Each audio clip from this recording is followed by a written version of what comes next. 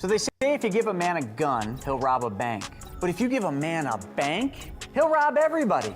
The good news for you is Private Money Club runs solely on peer-to-peer relationships, which means no banks allowed. So finally, there's a community for real estate entrepreneurs where it is truly a win-win solution. This community is a place where you can connect with other lenders and other borrowers, and the end result's massive growth for you. You get to build your real estate empire, and you get to do it solving other people's problems. So if that sounds like a place you want to be, well then join us. Go to privatemoneyclub.com/Kelly. And if you want $500 off, just add the code Kelly500 and I'll knock $500 off the premier membership.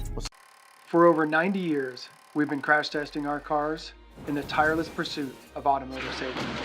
At Volvo, safety's been first since 1927. We've saved millions of lives with the invention of the 3-point seatbelt in 1959. At Volvo, we've made driving safer for you and them. Visit safety.finleyvolvo.com to learn more. Welcome to the Kelly Cardenas podcast, where attitude is everything. I want to thank every single person out there that's been listening and has been championing our cause. You got us in the top 1% of all podcasts globally, and you've done it without us having to pay for it.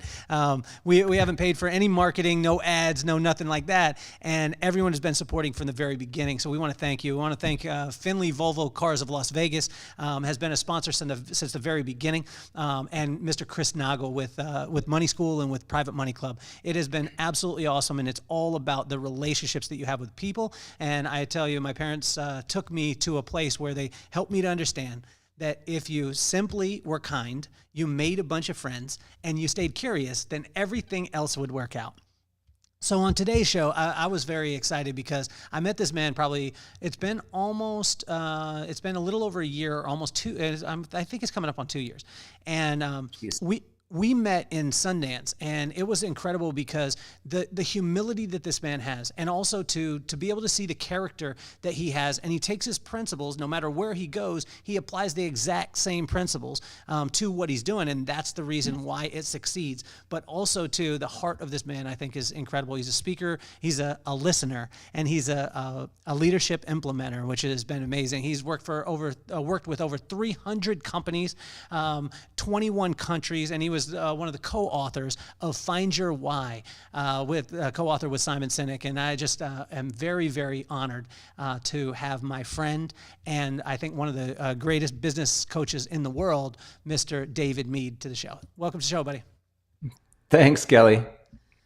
Hey, man, we were talking before we started off, and I think this is something that a lot of people aren't willing to do. You told me nothing was off limits, so I want to go right to this place. A lot of times in our lives, we push and push and push and push and try and force things. And it's almost as you told me that, like you were pushing on the door and God's finger was like, no. Can you talk about that? Because I think there's so many people out there that they feel the nudge, but they don't listen to it. And you have actually listened to it and been able to shift gears and be able to pivot at a time where, a lot of people would say, I just need to keep going on the same path. To me, there's a lot to it because we have to get to a certain point, right? Where we will be open to something. When things are going well, even when things are not going great, but we have hope that things are going to pick up, we will keep beating on that path over and over and over again, right? And we'll keep doing it. And that's where I was for the last 3 years. So just to give a little bit of a background, I left Simon Sinek's team in December of 2019.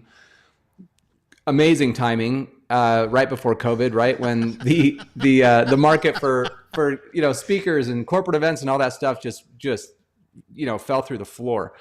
So for the first year, I was in complete denial. I was like, okay, it's fine. I'll just take some time to refine my message and, come up with my, products and workshops and whatever.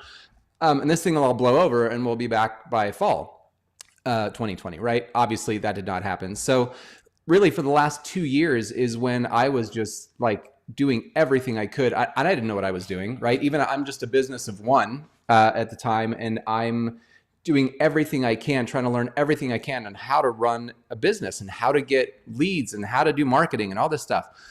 But I knew it would work because I knew that I had a message that the world needed to hear. And even though I didn't get a chance to share it very much because, work was slow in the beginning, I knew how important it was. And every time I did share it, people were blown away by it. And they said, the world needs to hear this. Everybody needs to hear this. And so I thought, great, I'm doing the right thing. I'm on the right track. I'm going to keep doing it. I'm going to keep doing it.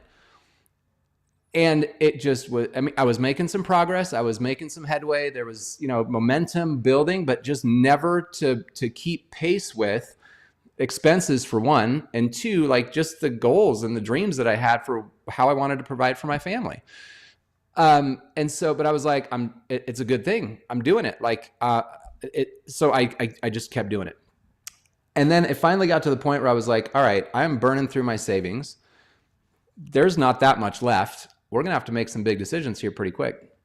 And so I finally opened myself up to the fact that, you know what, maybe this isn't the only way that I can do the good in the world that I want to do. Maybe this isn't the only way that I can share that message that's so important for me to share with people, right? And it took me months to feel like I could let this thing that I've been working so hard at go so that I could get some direction and do something else. Wow. Well, my dad said it to me one time. We were sitting and he said, clench both your fists. My dad would talk to me and like this. He would say, boy, grab your fist, clench your fist, boy. And I'd be like, okay, Dad. And so I clenched my fist. And he said, how many $100 bills can you fit in your clenched fist, boy? And I said, well, if I put my hands together like this, then I could hold a lot. And he said, no, in each hand, boy. Like if you put your hand, if you try and put a $100 bill into a clenched fist, how many can you fit in there? And I was like, okay, Dad, because I learned these lessons all the time. And he would talk to me this way all the time. He would say, boy, how many can you fit in? And I said, well, okay, Dad, none. And he said, yeah, boy, the only way that you could put a $100 bill in that hand is if you open it up and release what you have to get to be open to what you have coming to you. And although I was mad at him as a kid, I see this and I want to congratulate you because these are things that a lot of times people don't talk about. They don't talk about that aspect. And one of the things that my brother said to me, he said, I don't know if you know about this, but we grew up as boxing fans. And Mexican boxers have the highest rate of death in the ring. And I don't know, I didn't know this when he said it, but the reason why is because they will not quit. They will take a beating until they actually die. And wow. Because there's no quit. And my brother said to me one time, he said, the greatest superpower that you have that is the worst thing for you at times is your will to not want to give up. Because he said, sometimes, Kel, you stay in the ring too long and it's going to harm you for eternity. Let's talk about this part of it because, I mean, tell me some of the things that, because you were built, like you build people, you create the human connection. You go in when people aren't happy at work and you help them to be happy and work through these things. So I just think that this is so huge, David. And I want to stay on that. I want to stay on that subject matter because I think it's so massive for so many people. So help us take us into the mind of Dave, or David when you go through. I don't know if I'm allowed to call you Dave, but that's my. No, you're not. Absolutely not. Okay, cool. You can't call me Kel either. Only my brother Done. can. So noted. Yeah. But take us into that space, man, because most of the time people don't talk about the specifics of it. I mean, the war. Because you have the David that's saying, let me just push forward. Then you have the Dave that's saying, you know what, maybe I could shift. And, how was that war happening and what was happening in the mind? It was really nerve-wracking because I'm trying to, there's so many thoughts and so many things that go through your mind. I want to make it as simple and understandable as I can. There was a point at which intellectually, I knew it wasn't working. And it was so hard because it's like you found a cure for cancer, right? And you're trying so hard to get people to, hey, look what I have. I have this thing that is going to change lives, going to save people's lives. And you get a handful of people that are like, yeah, I'll look into that. And it's like, I know I'm doing something amazing. I have something for the world. Like what, this is a good thing. It's not like I'm out there trying to screw people over. You know, like, why am I not getting the help and the support? And, you know, I'm a man of faith and I believe in God. And I was like, why are you not helping me push this forward? I know it's a good thing. So I had that wrestling at the same time. So I was thinking, all right, I went through this interesting transition, right? Where one, I was like, it started out and I was beating my head against this wall of like, I'm going to do this because I know it's a good thing. I see other people doing it. I see people's lives changing. When I do it, I see people's lives changing.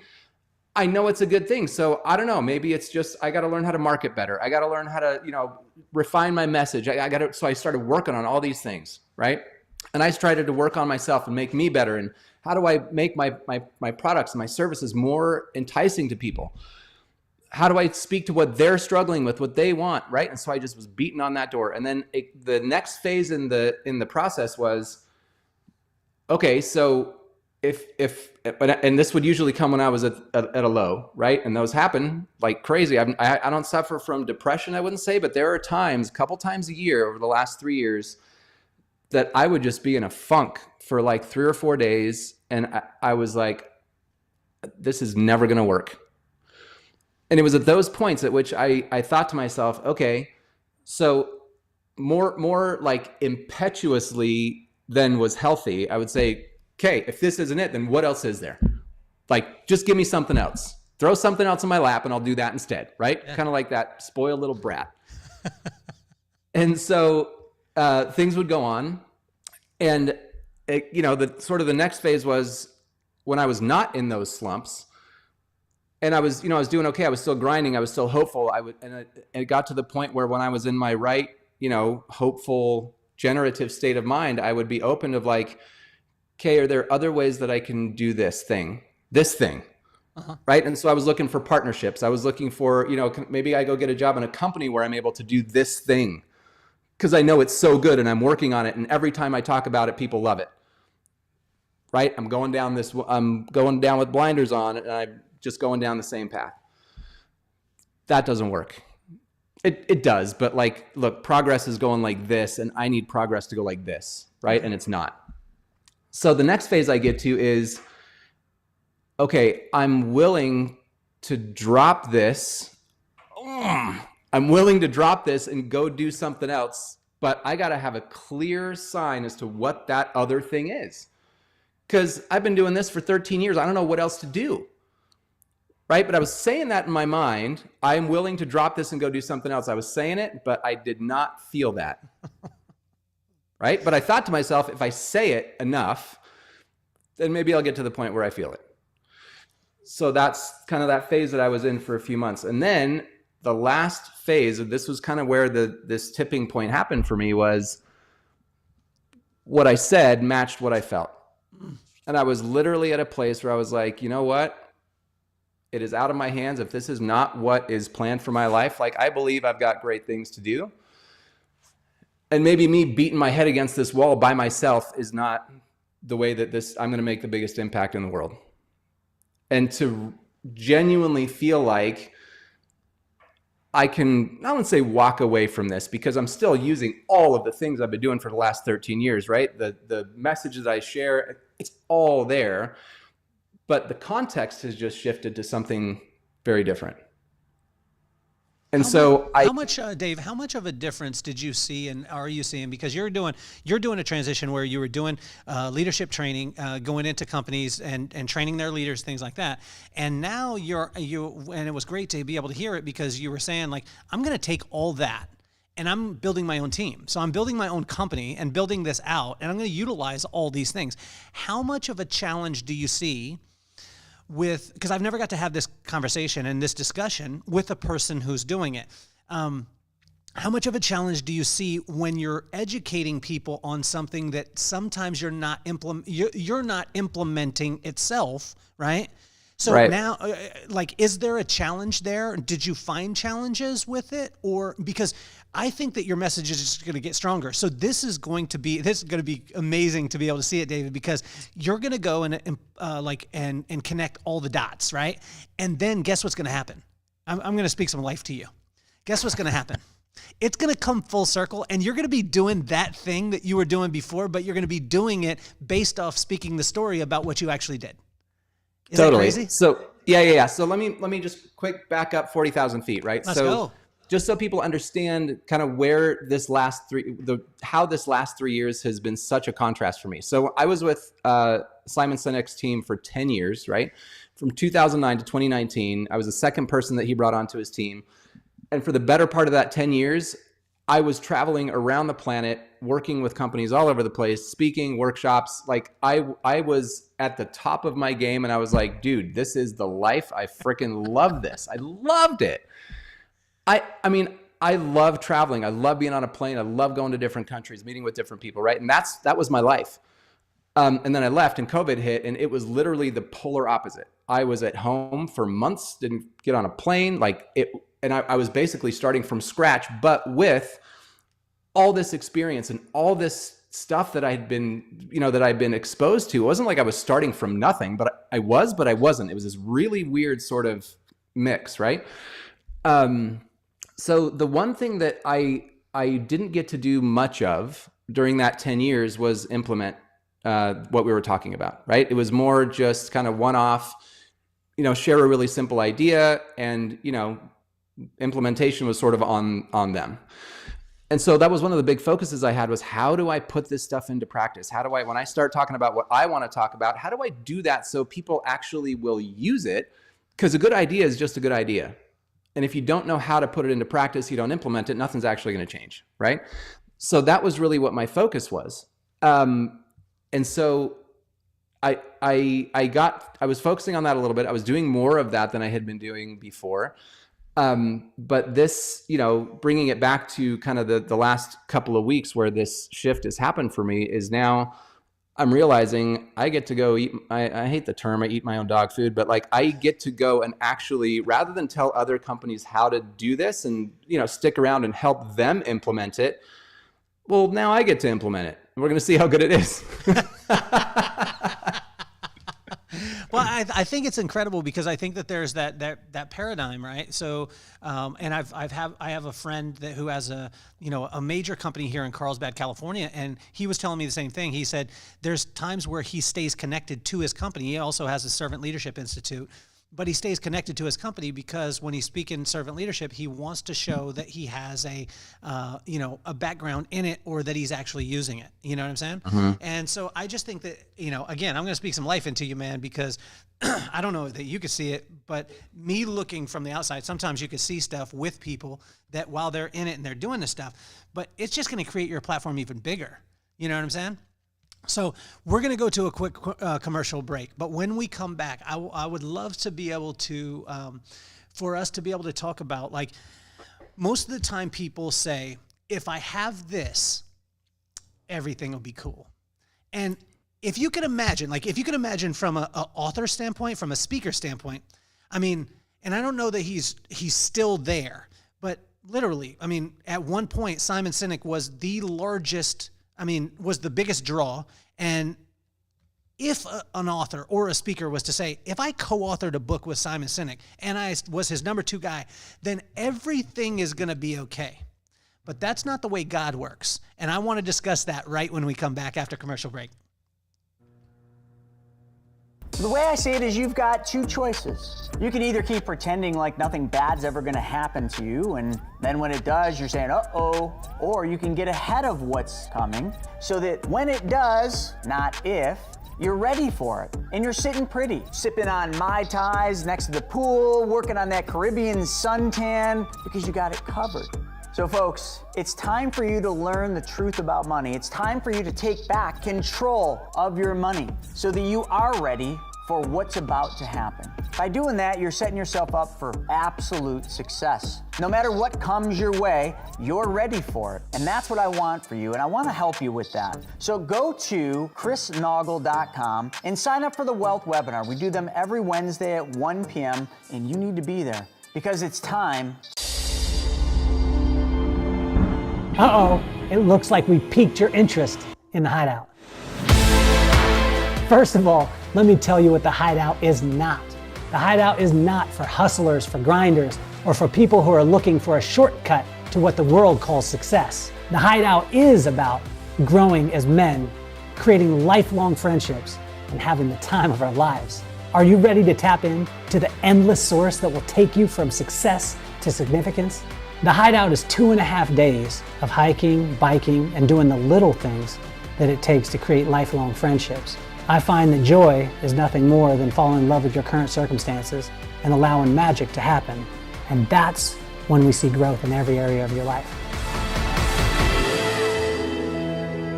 Have you accomplished your goals professionally and financially, and you still thirst for something more? Has success in these areas come at the expense of far more valuable things, like your family, your children, and your relationships? Alignment in business, strategic partnerships, and joint ventures all come from true relationships. The Hideout is designed to get to know people before you'll ever meet them. This is not your typical mastermind. The Hideout is focused on the one thing that will fuel everything: joy. And when joy is overflowing in your life, you'll find growth in your marriage, your relationships, and oh yeah, your business.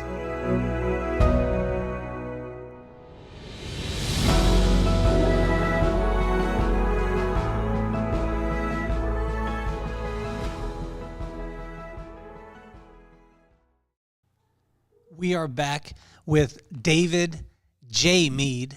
I didn't even say the J earlier, but we're back, and so where we were before commercial break is number one. This is one of the top speakers in the whole entire world. Also, too, with David, he describes himself as a listener, which I've never heard a speaker do, because most of the time speakers just want to intake. They don't want to hear anything. Or they want to expend it. They don't want to intake anything, and a leadership implementer.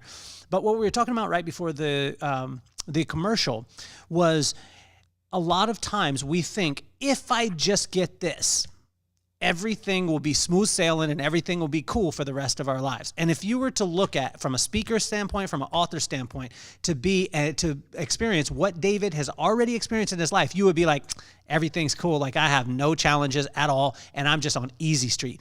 Can you take it from there, David?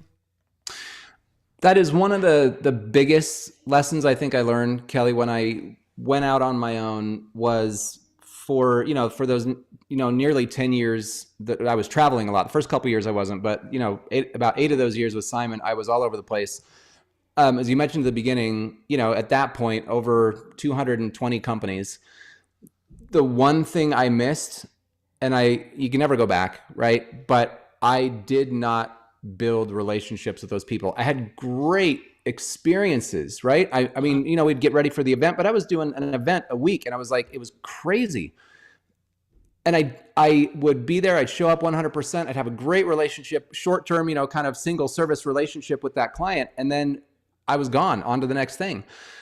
Because we, didn't go back generally, and there was not a lot of follow-up, man, the opportunities that I missed. And so I thought, because work was just falling in my lap week after week after week after week, I was like, I'm good. Exactly the trap I fell into. And it wasn't until I was on my own, and all of a sudden I'm like, I don't know anybody. And if only I had kept those relationships, I'm sure everything would be fine. Maybe not. But there's this, that mindset of, if only I had this, if only I had, look, I think I am a classic example, right? If only I had, a well-known, leadership author and speaker to be on the heels of, and to automatically get into speakers bureaus and, not have to give them a whole, as much commission as everybody else and be on world stages. If only I had that, I'd have it made. If only I could co-author a book with, a famous author, I'd have it made. I'd be good. Well, I got those things. Guess what? Didn't have it made. What kind of questions? Now, I think one of the biggest lessons for me in my life was when my dad came home. We were visiting him actually in Indiana, in Tell City, Indiana. You're the only second person that's ever heard of that city, because there's only one person there. Yeah, I'm joking with you. It's a great city. It was awesome for them.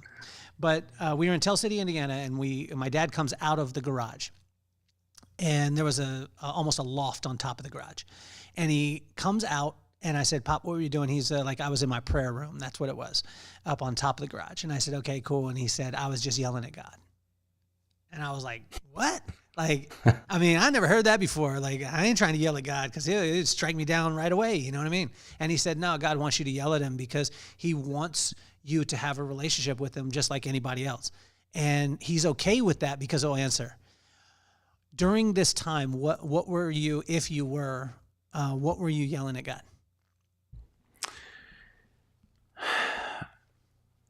I love that idea of having the personal relationship, right? The relationship that I have with God that I think most, not most, but a lot of people don't have, is one of a loving father. He is not the, mean kid with the magnifying glass trying to burn his ants, right? Like it's not who he is. Yeah. And at the same time, he absolutely wants us to have a personal, relationship with him. So when you ask, what did I yell at him? It was more like, it was never in anger. It was more out of exasperation and like, I don't understand. Like, why are you keeping this good thing from me? And I think, a lot of people, I think, fall into the habit of only yelling, only calling out when something isn't going right. Right. But if you think about it, if you only called a friend, every time things were going great, what kind of a friendship would you have? So I think it's really important, whether we yell or whether we come in frustration or, whatever we're feeling, to have both of those where we need to come to him in the good times too. And sorry, what I meant is if you only had a friend who you called when you were pissed off when things weren't going well, that's not much of a friendship, right? You got to have that relationship with both sides. And so I have been and always been, but especially in the last few years, so intentional about my prayer and about my that relationship, because it's gotten so much deeper and so much more meaningful to me because of what I've been going through. And if I get nothing else out of this, that's enough for me. What are the simple things that you see that if companies would implement and if leadership teams would implement that, when you're an expert like you and you're a master at what you do, sometimes in your mind you can oversimplify, but most of the time the oversimplification is like, if you just did this, it would work out. What are some of those things in leadership that you see from a mile away that a lot of people aren't seeing in their companies with leadership? So I focus on 3 leadership traits. And it's not just, something I came up with because I thought it would sound good. This is all born from my own individual experience of being led, and of all of these incredible leaders all over. No, they're not all incredible, but the incredible leaders I found all over the world as I traveled around, right? They all stick out for a reason. So if you think about, and I'll do this little exercise with you, right? This is a question I have asked to literally thousands of people all over the planet. But I want you to think of somebody who you would define as your greatest leader. Could be in a work context, family, it doesn't matter. You have that person in mind? Yep. Okay, what is it about that person that makes them the greatest leader you've ever followed? What traits or characteristics do they have? You want me to tell you? Yes. Okay. The grit to never stop, as far as the work wise, that he would outwork me no matter what. So if I was tired and I was like, oh, maybe we could just give up and we'll just pick it up tomorrow, he would never do that.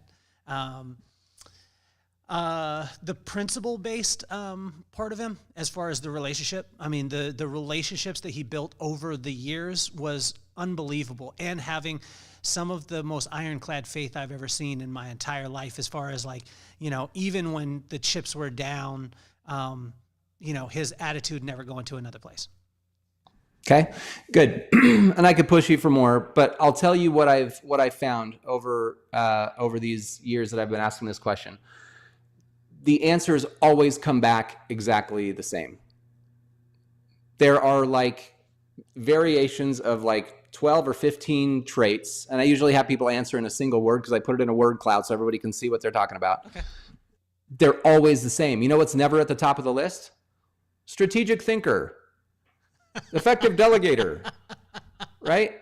It's not that those things aren't important, but the things that we remember, the reason that we choose to follow the people that we follow is because of the human attributes that they have.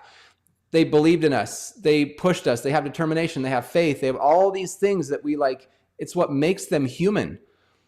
But the problem is that most organizations are putting at their focus the tactical hard skills, which are absolutely important. And I'm not suggesting that we get rid of those things, but what if we brought into balance those human skills? What if we had somebody who was an incredible strategic thinker, somebody who was a visionary, could communicate the vision effectively, who also believed in their people, who also sacrificed to make sure that they lifted up the people that they lead? Like, put those things together and you have one incredible freaking leader, right? So what I have found is that those human skills that we all appreciate, those are the reasons we choose to follow somebody. They all, when I look at those, and this is not scientific, this is totally anecdotal, but as I look at all of those responses that I have over the years, plus my own experience, all of those human characteristics boil down to three. They all umbrella and they all fall under these three in one form or another. And they are honesty, humility, and humanity. So I'll give you just a brief definition, because I define them maybe a little bit differently or have a little different take on them. So honesty in the context of leadership. Of course, there's telling the truth and following through on commitments and all that kind of stuff. But I take it a level deeper to where honesty is about living in alignment with what we profess to stand for. There is nothing that breaks trust and connection with somebody more than saying one thing and doing the opposite.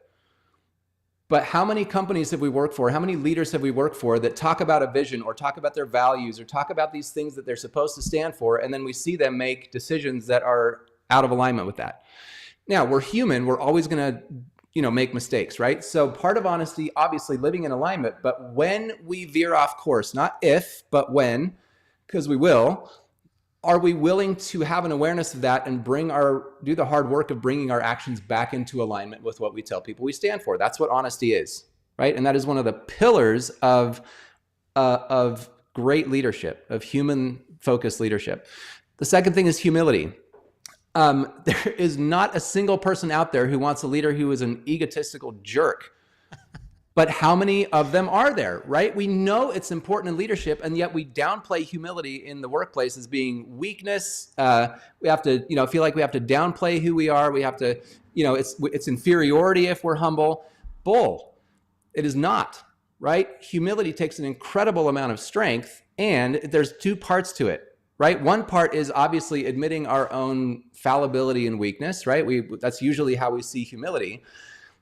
But there's a part of humility that we usually ignore, and I have found that more people struggle with this than admitting fallibility, which is acknowledging our strengths without letting ego get in the way.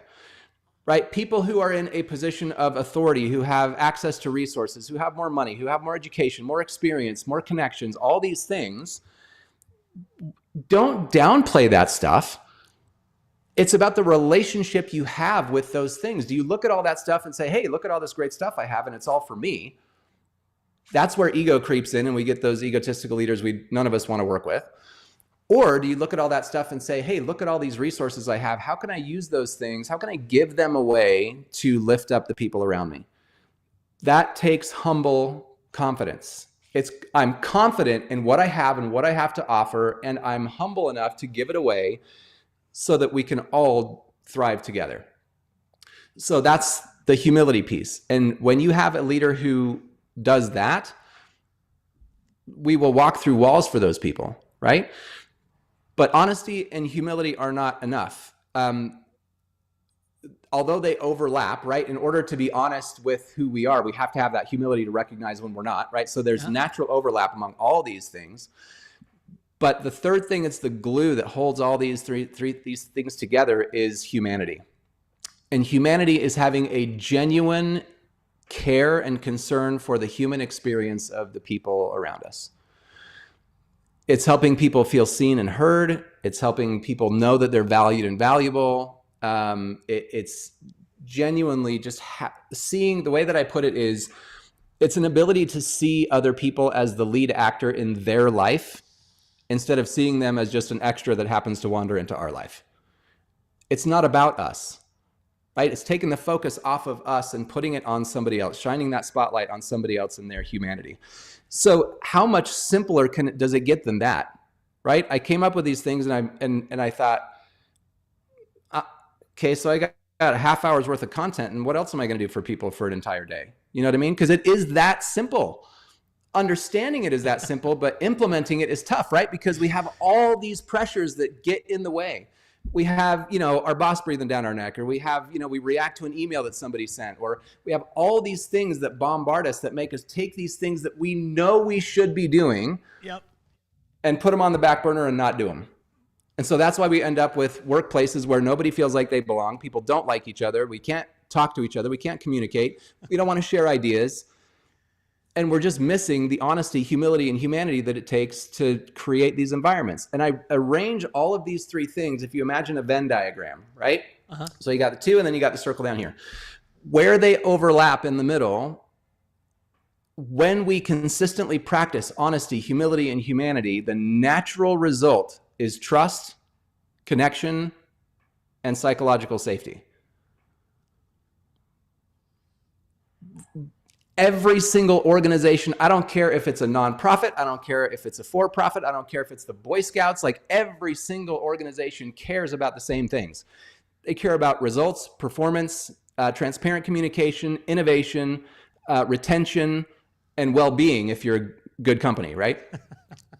Every single one of those things relies on our ability to trust and connect with each other and to feel psychologically safe. If we show up to work and we do not feel trust and connection and psychological safety, we will go into self-preservation mode, because as human beings, that's what we're designed to do. We will not share a new idea that might not work. Forget that, because I'm not gonna take that risk, right? I'm not gonna poke a hole in your strategy because I don't have that relationship with you and I don't want to get on your bad list. I am not gonna ask for help. I'm not gonna offer help because I might get taken advantage of because I don't trust the person that I'm helping. So I'm giving you exaggerated examples here, but all this stuff happens and my performance goes down because I'm working alone, right? Mentally or physically.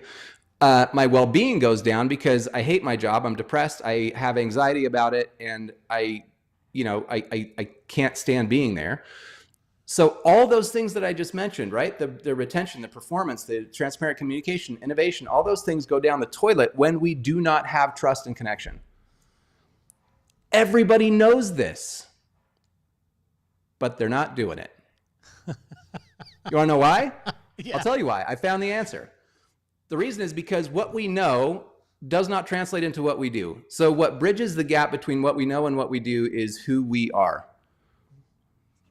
It's who we are being, not what we're doing necessarily, not the actions that we take all the time. But when we take what we know and make it part of who we are, make it part of our character, it naturally comes out in what we do. We can't do something that we don't actually feel.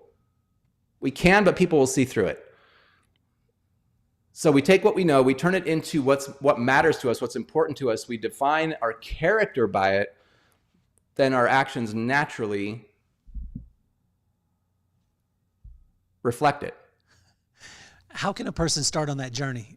And so two-part question, that one, how can the person start on that journey to be able to get what they think and what they actually do in line? And then the other part is, what are the major pushback points that leaders have? Because what you just said, like literally, that would fix every single company. That would fix every single company, and it would give them exactly the two things that every single company needs and wants, right? The two things that companies need is they want to be more efficient and they want to be more profitable. Efficiency, profitable. Efficiency, profitable. And if you give them one without the other, they choose the profitability, which will kill their culture anyway, right? Yeah. So how does a person start on the journey? And what are the major pushback points that a leader generally has to tell you, like, David, I ain't trying to do that? Mm-hmm. So to start, I think the biggest thing is an awareness, because there are so many people who just either don't know what they don't know. And look, I mean, I genuinely believe that every single human being has these three things inside of them already, but some are buried much deeper than others just because of the cultures we've grown up in, the experiences that we've had, trauma that we've faced. Like, there's a lot of factors that determine how close to the surface honesty, humility, and humanity are for us, right? So I think some people don't even realize. I mean, we've all met the people that go to work and they are just crabby and they hate being there, right? Like, they can't wait to go home. And nobody wants that. Sometimes they're in denial and they'll be like, oh, I'm fine. Like, yeah, it's fine, whatever. It's like, it's no big deal. But it is. They hate it. They can't stand to go to work and be in that environment every time they go to work. And so nobody wants that. So I think, first of all, what we need to do is to be open to the fact that there is possibility of something better. There is a possibility of another way. Work does not have to be like that. From a leadership standpoint, we have to be open to looking in the mirror and recognizing, where am I at with these things? And a lot of leaders are not willing to look at themselves, right? Well, we have the vision on the wall. We have the core values. We talk about them in training all the time. That's good enough, right? And as long as you're doing it, then we're okay. But they're not willing to look at themselves and their own actions. So awareness is a huge play. That's where you start. And a desire to do better. Even if you're not doing great, do you have a desire to do better? That's the place to start. The pushback that I get is, well, that's all nice, soft, and fluffy stuff, but that has nothing to do with profitability. Yeah. To which I say, okay, so I could give you, all the science and research and studies, and I'm so tired of talking about those things, quite frankly. Because let's just think about it rationally for a second, right? Which person do you think is going to perform better and help your company make more money? The person who comes to work afraid, timid, plays it safe, does only the work that they're expected or required to do, and does not think about your well-being or the company's ever, or at best while they're at work. That person, or somebody comes to work who is engaged, loves the people that they work with, supports you as their leader, would walk through a brick wall for you, has a great relationship, an open relationship with the people, can ask for help, can admit a mistake. Which person is going to perform better at work and make your company more money? It's like, again, we know this, but sometimes it's so hard to get beyond our look, there are people that we don't like. I get it. This doesn't mean that we have to go to work and hug everybody and love everybody at work. I'm not advocating for that. Although I love hugs and I'll hug you if you want. But there are certain people we're just not going to jive with. And that's okay. I'm not saying we all have to be best friends and hang out after work together. But this idea of being able to look beyond that box that we put somebody in and see the human being inside of them. Because everybody has good in them. Everybody has the potential, and maybe the reason they're not bringing that potential out is because the leadership they've got, because of the environment in which they operate, because of things that are going on outside of work that are completely out of our control. But if we show a genuine interest and curiosity and concern for that person, it is amazing how they will bloom, how they'll come out, how they'll start to come out of their shell when they feel that somebody genuinely cares about their experience. We don't have to love them. We don't have to, make an extra effort to try to pretend like we have a relationship we don't have. But we can see the human being inside them. That is a capacity that all of us have, and it takes humility, and it takes practice, and it takes work to get to that point. And I'm not there with everybody. I'll tell you that right now.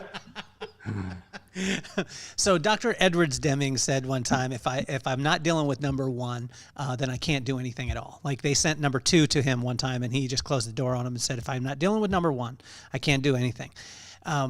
What do you say to an employee of a company that when you speak to them and you talk to them about the humility, the honesty, humanity. Did I get them all? I got them all. Mm-hmm. When you talk about that and you're just like, wow, I'm feeling it, because I'm feeling it right now. I want to run through a brick wall, and I'm like, David needs to be in every single company in the whole entire world. Like, if you have a company out there and you're looking for someone to come in and help you, you need to call Dave. Like, we just need to have 1-800-CALL Dave. But what do you say to that person that's like, yeah, Dave, that sounds so good, man, but I'm not the CEO, and I don't know how, even if I implement it, I don't know if this will actually make a change. What do you say to that person? This is a question that I have heard for 13 years, and my answer still hasn't changed. The principles that I talk about, and again, I talked about Simon's stuff for 10 years, and I've talked about mine for about 3. The only person we can control is ourselves, right? So the thing that usually precedes this question is something to the effect of, man, my boss really needs to hear this. Oh, dude, my wife really needs to hear this. Right?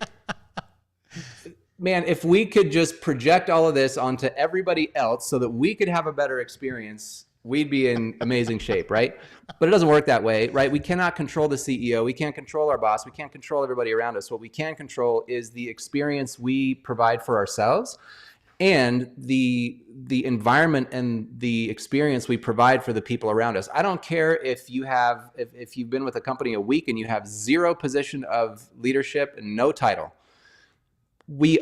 Every single one of us, if you are around another human being, you have influence. So what you can do is control your own experience and the experience of the people in your sphere of influence. Do that.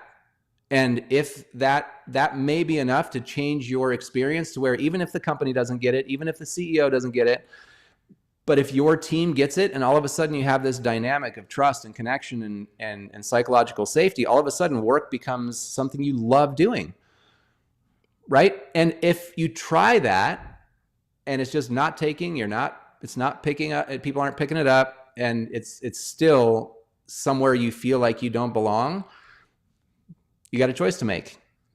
Nobody's forcing you to be there. So make the choice. So what do you say to a person? Because I think that I love the information in our world, and especially, I mean, I'm in that as far as I'm providing information through the podcast, and I thank every one of you for listening and watching and all that stuff, except the guy you guys watching on YouTube, because 84% haven't subscribed yet, and I'll seem cooler to my 11-year-old son if you just smash that subscribe button. That's what you need to do. And I lost my train of thought there. What was I saying before that, Dave? See, I went right into the YouTube part. Geez, I don't know. You started like 2 words, and I thought I knew where you were going, and then I lost it too. This is the part where we can practice a little humility and just be like, I don't know, lost it. Well, That's okay. I did lose it. But what I want to come back to is that people a lot of times always, like you were saying, they'll hear it and then they'll say, like, my wife needs to hear this, my boss needs to hear this, everybody else needs to hear it. And then maybe they try it once or twice and they're like, Dave told me this would work. I tried it on Tuesday and on Wednesday, but it's Thursday now, and I'm just giving up. What do you like?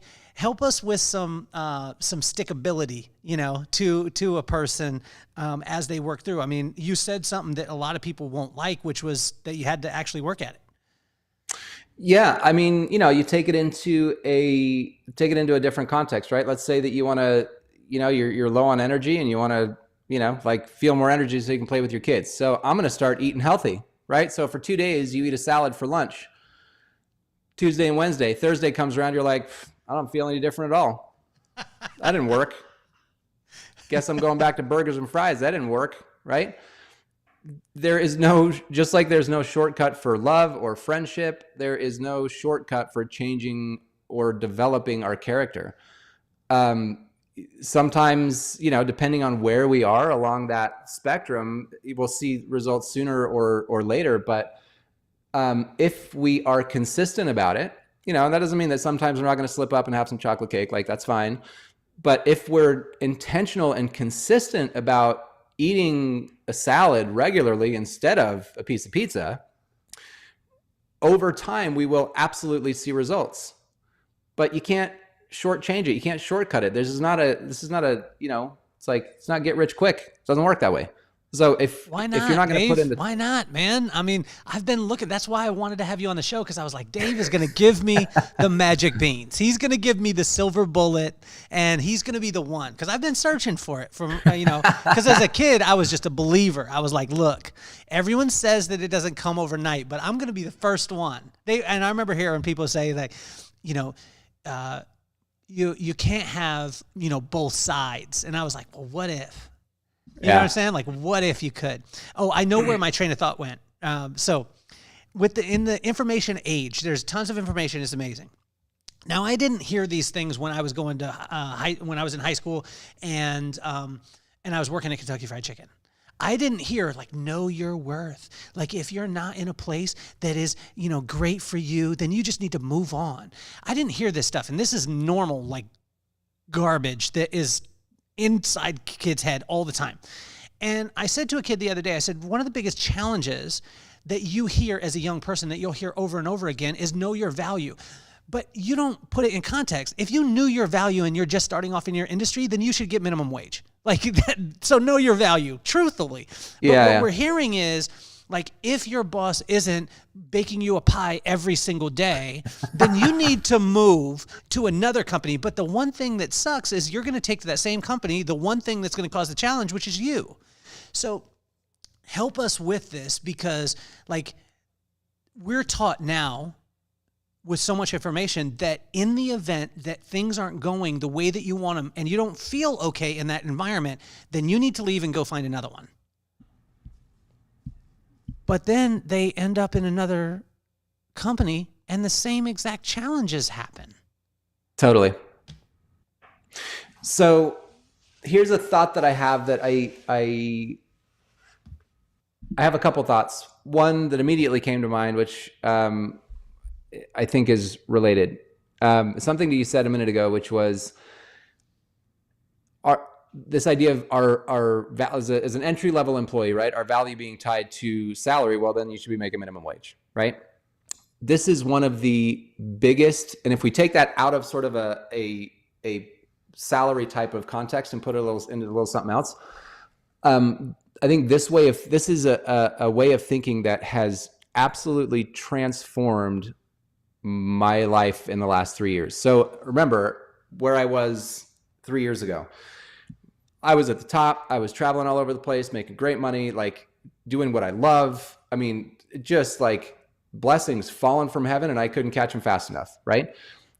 I had, because of that, tied my worth, my value to that, right? And it's not that I replaced my value with that, but they were just so incredibly integrated that, like, this year when I finally lost my super suck up secret, nobody knows about it status with Delta, it kind of crushed me inside, right? But here's what I've learned over the last couple of years is that my value, and it depends on how we define the word value, right? But my worth, who I am, has nothing to do with how many paid gigs I get, what I'm making, where I'm traveling, how many planes I'm on. Like, again, this is something that we know, but still we integrate that value with that other stuff so much that it's inseparable. So when I realize that I'm okay, even if I'm not getting the external validation of my boss baking me a pie every day, that does not mean that I am worth less, does not mean that I do not have value. So all these things, these principles that I talk about, honesty, humility, humanity, these are things we work on ourselves so that we can build confidence in who we are. Because when we turn out and we stop thinking about ourselves, what I'm getting, what I'm worth, what I deserve, what people should be giving me, and we're looking outward by working on our character, in this weird turn of things, all of a sudden we benefit from that. I don't know if that makes any sense, but all of a sudden our value has nothing to do with how much we make or how the feedback, the positive feedback that we get, or we don't rely on those things to be confident in who we are. I can be, I can be jobless and completely confident in my value. That is one thing that a coach I was working with helped me to realize, and it was transformative in how I approached people. Because, man, I got to tell you, when you're not making money and you have nothing on the books and you try to contact clients and you feel like I have absolutely nothing going on, I have no money, I'm poor, I have nothing to offer, how do you think my demeanor is? How do you think my voice comes across? How do you think my confidence comes across in what I'm saying to these potential clients? Sucks. Of course they're not going to work with me. But as soon as I separated those two things and I realized I have incredible information, incredible value to give, and whether you want it or not, whether you've paid for it or not, whether I'm, doing it the way I used to do it, has nothing to do with my confidence in what I can offer and what I can give and how I can serve. Wow. I mean, that's monumental, man. I mean, because I think a lot of times, because we hear you got to know your worth, the people aren't willing to get in the trenches like what you're willing to do, because they're saying that, if I'm going to do it, I've got to get rewarded at this level, as opposed to, guys, honestly, like, if you're willing, like my papa would always say it, like if you're not, if you're too big to do the little things, you're too little to do the big things. You hear these things all the time, but but the application of it and the true application that you're doing is mind blowing, But I think the things that are the most mind blowing, David, are the most simple things, right? Because totally, yeah. Most of the time people are overlooking that. If you had, like, if we're doing a walk by, you and I are walking through the airport and you're not in your, diamond or status or whatever it is, like, as we're walking through, so you walk through with a normal person like me, as we're walking through, right? And we're just normal, right? So you just have to hang out with me. We're walking through and there's a leader that's passing us. Okay. And he's walking at normal pace. And I nudge you and I'm like, Dave, fix his company. As you walk by him, what do you say that if he applied it, he would fix his whole company? Oh man. This is the thing that I'm the worst at, Kelly.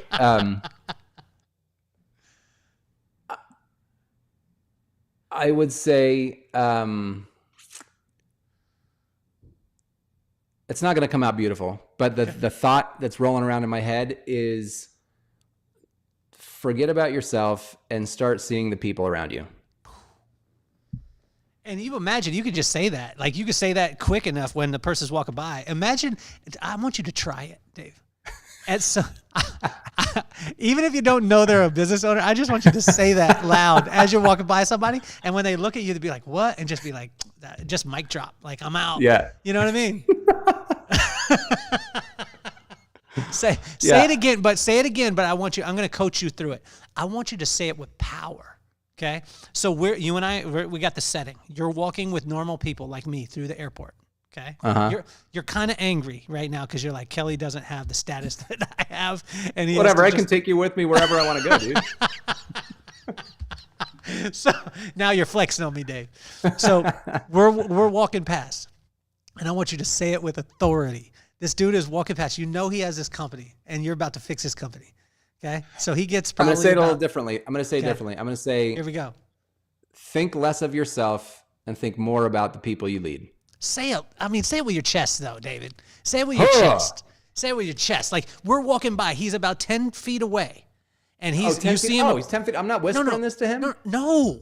You're yelling it out. You're yelling it at him. He's 10 feet away. And from 10 feet, a normal walking pace, that by the time he passes, you got to fix his company.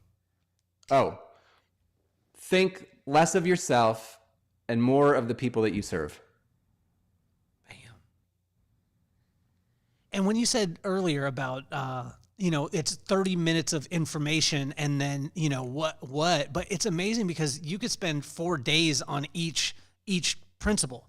You spend 4 days on humanity to help people to realize, right?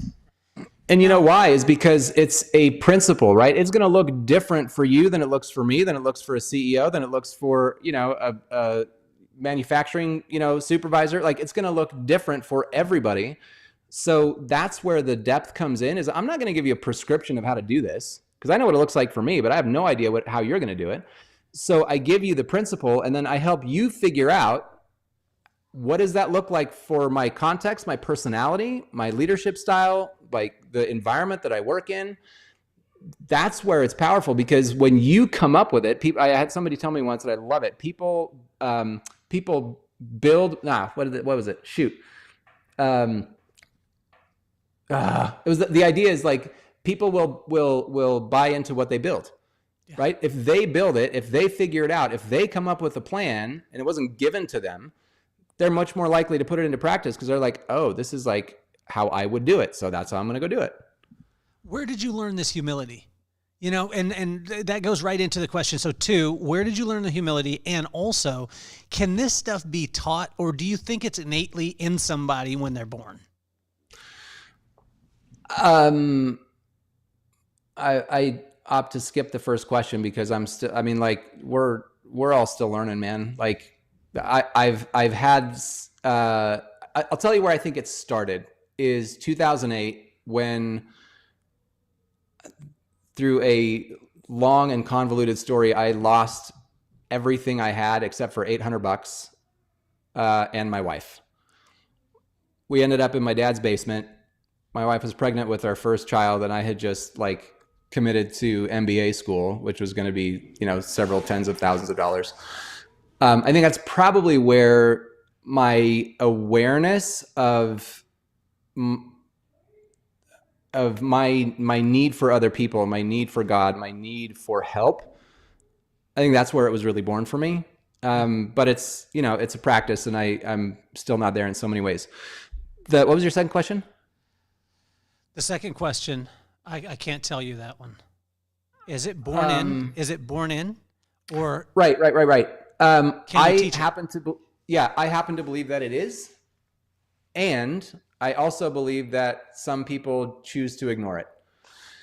So just like we were talking about before, and I don't know if it was before we went live or here at the very, very beginning, but we talked about how until we're in a mental and emotional place to be ready for that to become a thing, it's not going to be.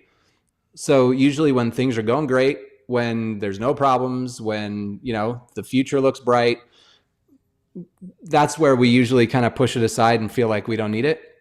But it's in the hard times, the challenges, the breakups, the lost jobs, the, disappointments, that all of a sudden that inborn humility that we have tends to, we kind of rustle it up a little bit. But it's our choice and our decision of whether we are intentional and conscious about it, even when the things are going well. I remember, had to be 5-6 years ago, I was in the shower. It was the year that everything was going it was better than any other year that I had. And I was taking a shower, and I reminded myself, I was like, this could go away tomorrow. So reminding ourselves that it doesn't matter how good things are, it could all change tomorrow. And importantly, it doesn't matter how bad things are, it could all change tomorrow, right? So do you have to be humbled to have humility? Because when I hear people, when you hear the most humble people, right? And you just said it, you went quick, right? So you were in the basement. You said that you lost all your money except $800, and you lost your wife. You said, did you? Did not. No, you didn't. I kept $800 and my wife. Okay, you kept 800. Okay, I thought you said you lost your wife. But, nope, sorry. Okay, so, but most of the time when you find tremendously humans with humility, they have been humbled more than you could ever know. Can a person get to that humility sense without hitting rock bottom? Gosh, that's a great question.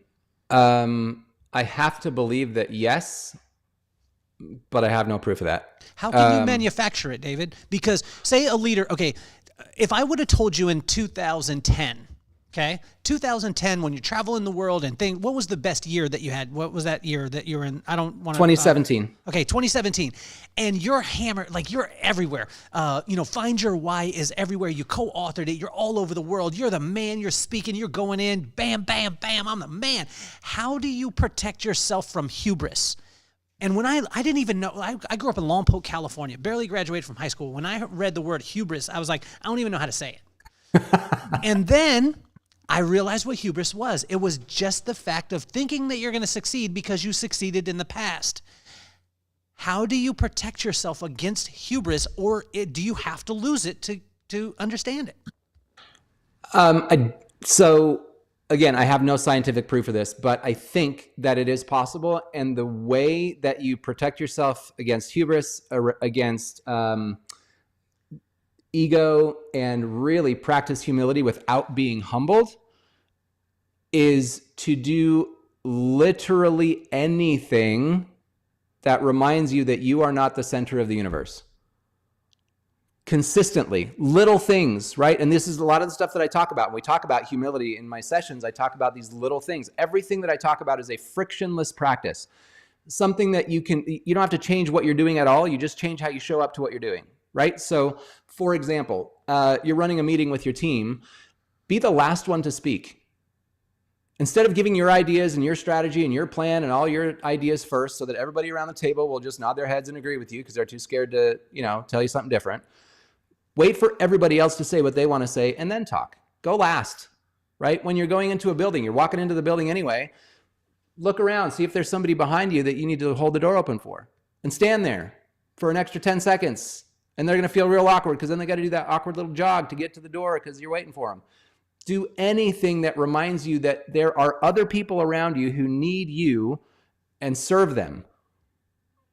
And I think that's the way that you can develop and maintain humility without having a circumstance that humbles you. Did you know that this stuff was going on? I mean, during the time of the high, and there's a prophet, his name is Lil Nas X. I never thought I'd bring him on the show. This is a sad day for me, David, because I'm bringing Lil Nas X. But there's a song that he has, which all of you guys know about, and the lyrics are, "Can't nobody tell me nothing." You were at a point in your life where can't nobody tell me nothing. I'm traveling around the world. I'm on top of if you got a chance to go and sit next to, and he was trying to flex earlier. He was like, I sit in big chairs on flights. That's what I do.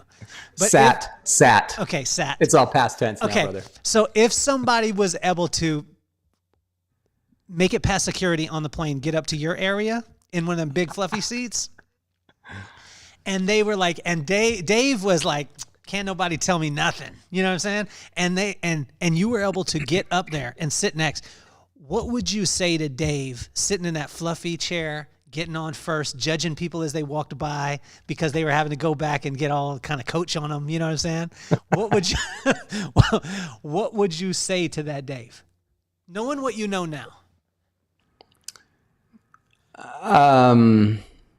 You're putting me in the spot again that I hate, dude. Why do you hate it? Because I wish I were better at thinking on my feet. And there's so much that I would say. It would take me an hour to tell that guy what I would want to tell him. But I would say,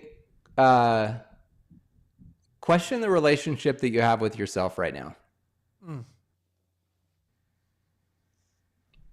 Because I mean, if I look back at that time, things were going great, but I was at a plateau, like mentally and emotionally. Like I could get on stage and I could give a talk without thinking about it. Like the words would come out of my mouth, the emotion was there, like everything was there. Nobody could tell but me. But I was thinking, let's see, what time do I need to get out of here to make it to the airport on time? Like, what restaurant do I want to hit at the airport? Like, I was thinking about those things while I had plateaued, right? I was not learning. I was not growing. I was not pushing myself. I was not getting uncomfortable. And that did me more harm. I wasn't building relationships like I talked about before, right? I wasn't keeping connections with these companies that I was working with. I was so, I wouldn't say self-absorbed because I was there for the right reason. I was sharing an important message. I loved, like every time before I got on stage, I would say to myself, show up to give. And I would give everything that I had to that audience. But I still, I just internally, I was not growing. Mm-hmm. And I have experienced more growth in the last year and a half specifically than I had in the 10 years before that. So I think that there's people that show up during these times, right? And I'm sure that I can speak for you, and I'll speak for me in going through something very similar. The person who showed up was my wife, and it's amazing that you've heard the Field of Diamonds thing, yeah? Guy wants he wants to go, and I'm going to bastardize it hugely, but he wants to go and find a bunch of diamonds. So he sells his property and just travels the world in search of diamonds. So the person who buys his property digs down and finds the diamonds that he was standing on top of. And got it. It's indicative of your story. It's indicative of my story. And a lot of us go through this. We go out searching for other stuff when the thing that's the most valuable is right there at home. What would you like to say to your wife because of the support that you've got through this whole thing? I feel closer to, I'm going to speak to my wife like you're my wife, but she's much better looking. I know you went in, you committed there for a second, Dave. You were committed, and then you looked at me and you were like, my wife doesn't look like that at all. My wife doesn't look like Captain Caveman. You know what I'm saying? No. I have grown infinitely closer to you. This is what I would say to her, right? Infinitely closer to you than any other time in our marriage because of the struggle that we have been through, because we went through it together, not separately.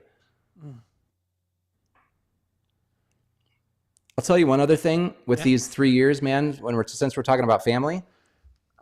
My son was already, when I started traveling, he was 4 or 5. I'd had some years with him small, right? But then we had our daughter in 2016. So I was at the height of travel, right? And I didn't want to admit it, but I would come home and she, like obviously she would come to me. She knew who I was, like all that stuff. But she wasn't super affectionate, wasn't really huggy, there was just something missing and I didn't want to admit it, right? Because I was out traveling the world, having a great time. The last 3 years, the relationship that I have been able to build with not only my son, but specifically with my daughter, worth every lost penny. Like it has been life-changing. Dave, what do you say to a person who, like, because you're starting to come through those parts. You went, you obviously went into a valley. You talked about that. You were at the mountaintop. We go into the valley. I learned this. God help me with this. Which I was mad at him when I would go into a valley, and then he was like, "What's in the valley?" And I was like, "Well, there's no sun." He said, "Well, then is it dark?" I said, "Yes." And he said, "Well, then it's time to sleep, because you're getting rested to climb the next mountain, because you're not going to jump from mountaintop to mountaintop." And he said, "But when you get to the next mountaintop, the only reason why I take you there is to look down and find a valley that of your choosing to go and rest again. And if you don't do this throughout your life, what'll happen is you'll go into a valley that maybe isn't that comfortable for you, or you don't choose it, but from the top of the mountain, you can see all the valleys, right?" But talk to that person that is on their way down into the valley. And they've been at the mountaintop. They've been, riding in the fluffy chairs on the plane. They've been everywhere. They've been like literally. They don't even have to deliver their content because everyone loves them anyway, right? You know what I'm talking about? Like you see the comedians that when they come out on stage, people start laughing before they say anything at all. And you're a super humble guy, but that was you. That's who you are. That's what the experience that you've had in life. But talk to that person that's going down into the valley and give them some encouragement, because I don't think a lot of times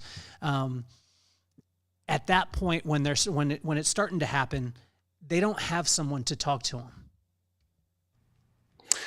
So 2 thoughts come to mind. One is, when you gave me that analogy of the valley, I was thinking, mountain peak, valley, mountain peak, valley, where the mountain peaks are the same height and the valleys are the same depth. It's not how it works, brother, right? We go hold on, I'm backwards over here. So I'm trying. So we go mountain peak, we go valley, we go mountain peak, we go valley, we go mountain, right? It's part of our progress. It's part of the reason we are here on this planet, is to learn and to grow and experience and figure stuff out. And, you know, we can't climb the next mountain until we hit that valley, because there are things that we need to learn. There are experiences that we need to have, and we don't get those unless we come down a little bit. But the valleys don't have to match up, right? The next 2008, I was down here. This valley, I'm up here, right? So my valleys are still one better than the other. So I think looking at it with that perspective is really helpful. And also the one thing that you just said, which I think is super important, is as we're on our way down, do not make that descent on your own, man. Whether it's friend, family member, God, combination of all of those, like, you do not have to go through this by yourself. We're not meant to live by ourselves. We're not meant to do anything by ourselves. Human beings are designed to connect. We're meant to experience life with others, not just at the same time as others, which is what we so often do. So don't wait till it's too late. Ask for help. Talk to somebody. So A Christmas Carol, right? There's the ghost of Christmas past, future, and present, right? Mm-hmm. And I always was amazed by these kind of movies that, you know, a human being, like I was telling you, like you go from, you know, coach and you go up to the fluffy seats and sit with David in 2017. If David right now hired David right now, what encouragement would you give to David right now in building what he's about to build? Dude, David right now hires David right now every day.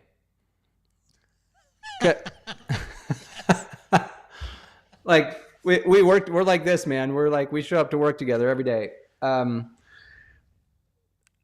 It's the thing I would coach myself on, and it's actually interesting that you say that, because not every morning, but almost every morning I do a little journaling, right? Where I think, the first question I answer is, what's my message to myself today, right? If I were coaching myself, what would I say? But if I look at that concept in a broader sense at this stage, there is so much unknown. There's uncertainty. I'm doing the same thing I've been doing, but in a context that's very different than I've ever done it before.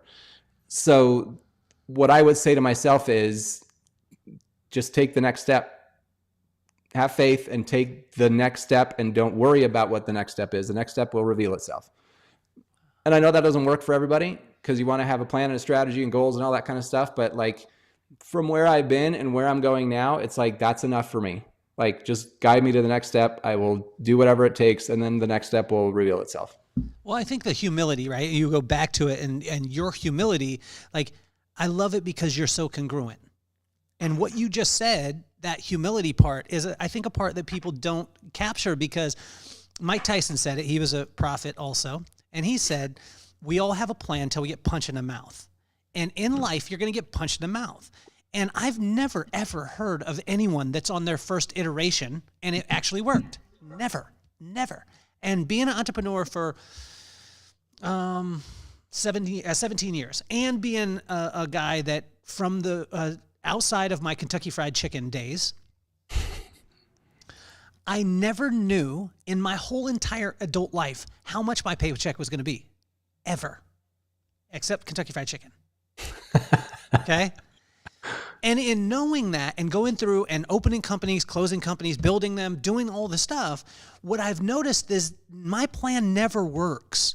Like, the first plan never works. It's how I deal with, it's not plan A, right? It's how you deal with plan C, D, E. And some of the people are like, well, I'm on Y and Z. I'm like, then get a new alphabet, do another one, right? So how does a person become okay? Like, become okay with that? Like, I think it's amazing where you were saying, just take another step. I mean, my wife said to me this, that entrepreneurs will seldom die from starvation of not enough opportunity, but a lot of them will get very sick, if not die, from indigestion from trying to eat too much. How does a person get there, but then how do they stay there? How do they stay there where you're at right now? Because, and when I say it's easy, it's not easy to go through the transitions, but I mean, when we're going through a humble time, that humility is there. But I tell you, like me, I mean, there's times where I'm a gangster rapper. You know what I'm saying? Like when things start going well, I'm like, can't nobody tell me nothing. You know what I'm saying? And 2 weeks before, I'm like, you know what? You just got to be humble and take the next step. And then I get get a hit, and I'm like, yeah. How do you even keel it? It's an interesting question because I don't think we need to minimize the highs. I mean, like, otherwise we're just flat. We have no emotion. That's no way to live life, right? Yeah. So I think as we have those ups and downs of emotion, we should like feel those freely. But I think where it changes again comes into who we are being, our character. That's where the even keel comes in, right? So as we're going through all those ups and downs, we have a level head and we're thinking, okay, I'm feeling this right now and it's cool. I've been here before, but because I've been here before, I also know where I'm going, right? Or when I'm down here, okay, this is where I'm at, but I know that I've been here before and I know where I'm going. And so I think having that perspective, and I think also, look at I'm going to generalize, every podcast, every book, every TED Talk, every whatever you listen to, nobody comes on these things that doesn't have a story. It would be the most boring thing to listen to somebody who's hit it right at the, on their first try. Who wants to listen to that? Right? So as you're, looking for inspiration or, if there are people that you look up to, realize that, yeah, you're looking at the person maybe after they made it, or, you're focusing on all the amazing things that they're doing, but look into their story. I guarantee you they have been doing this just like you have. So David, I started the podcast because of my kids, Maddox and McKenna, and Maddox is 11 years old. He marches to the beat of his own drum. The kid is, he's a cartoon character. My daughter is 14 years old and can't nobody tell her nothing either. But she is, I tell you, she is all heart. She is in the performing arts and she has the most amazing sense of humor and sarcastic sense of humor that I've ever experienced in my entire life. She does not ease up on her dad at all. But I made the podcast for them because I wanted to take iconic people like yourself and I wanted to show them that anything was possible in life as long as you had the right attitude and you had crazy work ethic, right? So what advice would you have for Maddox and McKenna? And if you could use both their names, it would be awesome. Yes. Since I don't know them individually, I'll speak to them collectively. Okay. So Maddox and McKenna. The advice that I would give you is, see, here it is, man. I could talk for an hour, but I'm trying to make it punchy for you.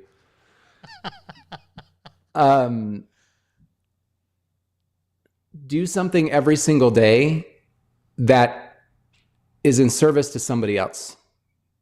Your parents, your friends, doesn't matter who, but one thing every day that you intentionally do to help, serve, lift, encourage, think about somebody else's well-being.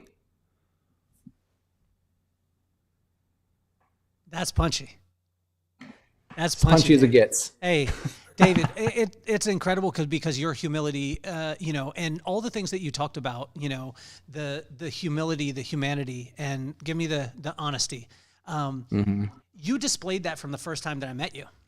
And it's incredible. I met you there at Sundance, and the panel of people, you were by far, and not to put anyone, not to say anything bad against anybody else, because all of them were great, but on that panel, you were the Goliath, and you allowed everybody else to speak. I mean, you have the power, and who you are as a speaker, as a listener, as a leadership implementer. You were Goliath, but you allowed the Davids to speak because you knew that some of them needed it. And I want to compliment you, man, because you generally don't find that stuff. You don't find that stuff in individuals, and especially a person that, I mean, I don't even know if we could call it a mountaintop. I mean, hell, you were in outer space. I mean, you've experienced outer space. You really have. And that stuff doesn't go away. And I want to encourage you and speak some life into you from our perspective, listening to you today, which has been unbelievable. And I want to have you on again because you said there's answers that you could go for an hour. So we want you to go there. But I want to speak that life to you, man. I mean, what we see and like what I see, good God. I mean, you ain't even started, man. Like you ain't even scratched the surface. The things that, now I'm going to ask to stay in the fluffy seat when you're in the fluffy seat. I'm going to ask to sit next to you.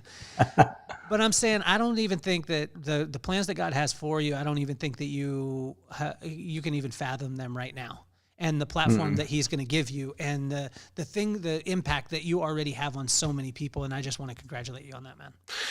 Thank you. And, I just got to say one thing with that thing at Sundance, and, with your description of, where I've been in my recent past. It's interesting that you have that perspective because I don't see it like that at all. I felt like the least qualified person to speak on that panel. Okay, hold on. You co-authored one of the greatest books of all time that everybody went nuts on all over the country. I mean, and I'm telling you, like as a speaker, as an author, like there's not really a place that you could be like, I aspire, because the things that you're going to do now, no one's ever seen. That's the crazy thing. So you're not going to I agree with you on. You're not going to have a benchmark for it. But I tell you, like, that's what we saw. Everyone in the room saw that, and that's where thank you. humility. I appreciate that. And with the other thing about where I've been and, all the stuff I did, like it was at the top of my game. And I realized like there are so many more people with so much more influence and so much more, what I mean? Like, I want to make sure that I'm not sitting here soaking it up being like, oh yeah, dude, you're totally right. Like I'm confident in what I was able to do. I'm confident in my, in the book and all those things. And I got to put a ceiling on it. This is for those of you listening, this is what true humility is, because you can tell that he believes in what he's talking about. He's not saying, oh no, don't say that. Just let me hear it one more time. But that's where I think that it's such a cool thing, because very seldom do you find a person and their message that are in line. And that's why I think that you're one of the most powerful at what you do, David. And it's just, I mean, it's incredible to be able to see it. But the humility part of it, and to be able to see that journey, I want to congratulate you on it, man. It's absolutely phenomenal. Thank you. I appreciate it, Kelly. You got it. Well, now's the time. Click the links. Do all the things that you need to do. That's check out the sponsors. And I want to thank you, all of you, for listening, for watching, for subscribing, for sharing, and helping us to get in the top 1% globally as far as all podcasts. It blows my mind that way. And when people ask me, they're like, what did you think? And honestly, it's not what we set out to do. We didn't set out for numbers, anything like that. But I can tell you that I'm not very surprised, because I believe that having people like a David on the show is the type of message that the world needs to hear. And we just want to thank you so much for supporting from the very beginning and checking out all the sponsors. And David, you have been absolutely phenomenal. Will you be on another episode? Yes, absolutely. Awesome. So you are officially off the hot seat.